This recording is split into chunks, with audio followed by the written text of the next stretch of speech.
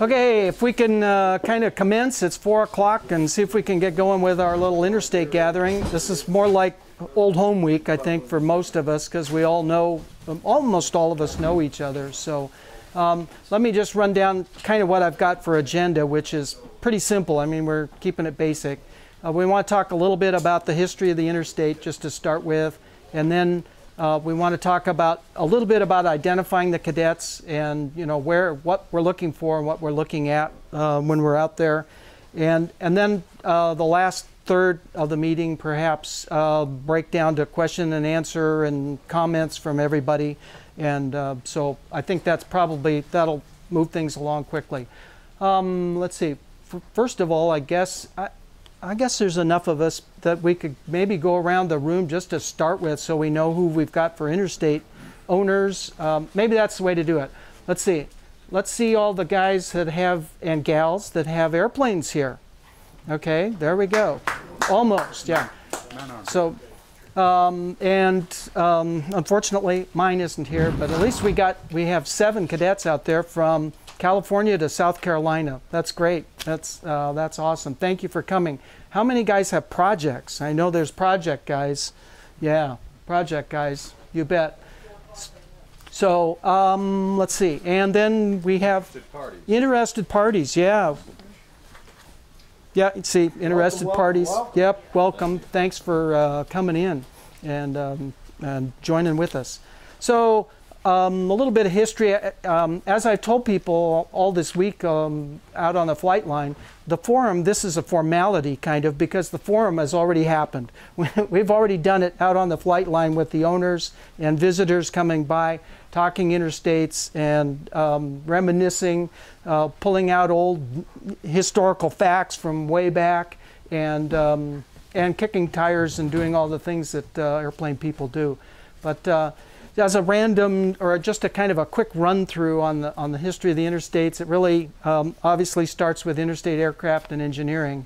And when the kind of the early thoughts about war and World War II were in people's heads, they decided to get the civilian pilot training program going, and they also offered aircraft manufacturers, I'm not sure if there was a rebate or quite what it was, but there was incentives to build a trainer.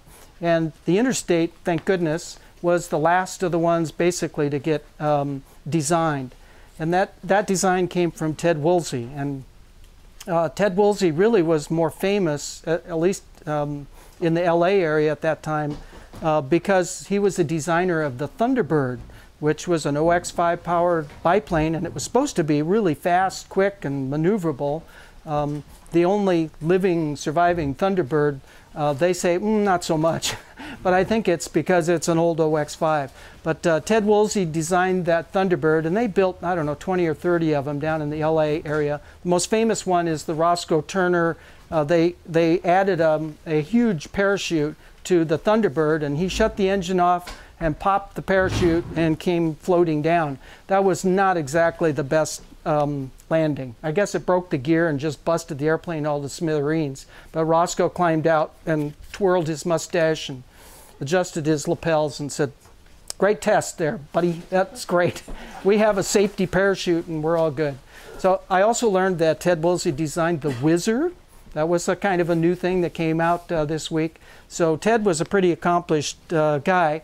And he was at the Wiggins School, I think it was, and so Don Smith, who was the president of Interstate, I don't know where I know where the aircraft part came from prior to the Cadet, because they were kind of a subcontractor down in there in Los Angeles, and the plant was right, what is now, I think, about 27 left or right, one of the runways. It's been swallowed up. It's right where 25 left on right where. Left, yeah. Right yep. Where the Yep. used to be. Okay, and in that there is an old photograph of that area in there, and there was like Vultee was on this corner, and Lockheed had a plant here, and there were a couple of other manufacturers, and Interstate was right in the middle of that, and they subcontracted and built parts for these other guys, and I think that's how Don Smith got his start in aviation, was subcontracting for these other people. But when the CPT thing came out, he went, we can design an airplane here, I think. So he contracted with Ted Woolsey, I assume, to design this airplane. And Ted, of course, I think turned it over to his students, and because they were at Wiggins, they were doing, they were teaching kids how to be draftsmen, how to be, plant manager people and construction people, airframe and power plant mechanics, all kinds of things in aviation. So they put the kids to task and came up with this airplane. Now, all of us that fly interstate cadets, we rave about how great the airplane flies. And I think part of that, or almost all of it, is because the plane was designed so late in the process.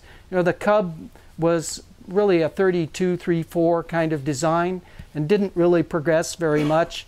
Taylorcraft, of course, came after, well, actually, Taylorcraft was Piper back in those days.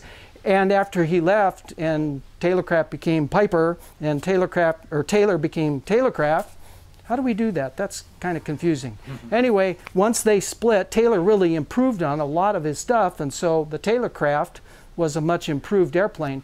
But it was also, let's see, 36, 7 is when Taylor split, and so his design was already out there flying. Stinson actually didn't come in till 39, even though they were a two-place side-by-side. But Porterfield had a tandem, Rearwind had a tandem. So there were a number of these tandem airplanes. But Interstate, probably the impetus was probably about 39, I would say, when they got started. And so by late 40, I think it was 40, yeah, they had a prototype, and that was 15565, I think, was the prototype. And they introduced it with a Continental 50. And that was certainly a ball of fire. But the gross weight, I think, was 1,200 pounds. It was the basic format of the Cadet, and they, though the pictures show that that prototype airplane doesn't quite look like the early production ones. There's a couple subtle changes to it that they must have made probably after they flew the thing. Went, it needs a little more fin and rudder area and stuff. So there's some subtle changes to that. But anyway, they got into production late in 40. And really, the first production aircraft, I think, started to come off in January of 41. So they had that, from January of 41 until December 7th, they put out about 150 airplanes, I think. I can't remember what the serial number break is on December 7th, but it's around 150, 175, somewhere in there. So, and the total production then went all the way through into June. So you have 1942 Interstate Cadets also, but the bulk of the production was 41. And it just kind of spilled over into 42 because they were contracted to finish up a few more airplanes for the CPT program. And then they immediately shifted gears, went to the L6. We know by the type certificate, we have the S-1A and the S-1B. And the S-1B, of course, is the L6, and of course then the Arctic Tern and Stoll Aviation's whatever they call their airplane now. So that was under that type certificate. Then the war was done, actually in the middle of the war they were, but the airplane production in that sense was all finished up. So they shifted to the TDR program, and now we have so many drone things going on that the people are going, wow, these new drones, this is an incredible idea. And it's like, no. Interstate did this in World War II very secretly. In 1942, 3, 4, they were developing these things, and they had drones back then. And so it was, if you follow the history of the drone programs, it really started with Interstate and the TDR program. I have one anecdote from that. I had a friend in Chico, California, who was in the military. World War II was going on, and he ended up getting stationed, or kind of halfway between stations, and he met a friend of his who was in a secret program, and he couldn't, can't discuss it unless I kill you kind of thing. But he said, this is a pretty interesting program. We're working with airplanes, and Bob, I know you like airplanes, and this will be a good, good thing, because whatever else you're doing, you don't want to do that. So he reported to Monterey, California, into a TDR program that was there, established, set up, ready to go. And I'm not sure exactly what part he filled in that role. But they worked for months out of Monterey and that area working with these TDRs. And they, of course, first flew them with a pilot, and they got those things going. And then they got their, I think it was a TBM, TBF, one of those, was all set up to monitor these things with early television screens. That was another radical kind of departure to what we think of now as how to do drones, like GPS and satellite things. They had TV. Are you listening? Yeah. She works for Garmin, so I think her ears perked out. So I saw that. But they had televisions, and they put a camera in the nose of the airplane, and then the idea was that the controller in the powered airplane was supposed to pick up the airplane, get it into control, and switch it over from manual and then over to the control of the guy in the TBM, the mothership, I guess. And they tried to get like 5 of these airplanes into the air all at the same time and trying to manage 5 of these things. Bob said that in talking with the pilots who were assigned to take the thing off and get it set up and then let go, he said that was not happy duty, because as soon as the thing let go, it was all over the sky. They were just throwing up everywhere because the flying was, by remote control with a television camera trying to keep track of things. You can imagine how difficult that would have been. These guys were, they were pretty pale by the time the test was over. They were happy to take over control and land the planes again. So anyway, they did all of that. They got it figured out. They were able to accomplish this, and they shipped out in, I think it was late 44, early 45. And they got out to the Pacific, and they got out there with all their stuff, and they were ready to go. And Bob said the big event finally came, and they launched, and off they went. And of course, the TBM came back, and there was, thumbs up, and because the 5 drones had done their thing. And he said the great treat that night was down in the briefing room watching the television camera movie that they had created from this of how these TDRs went.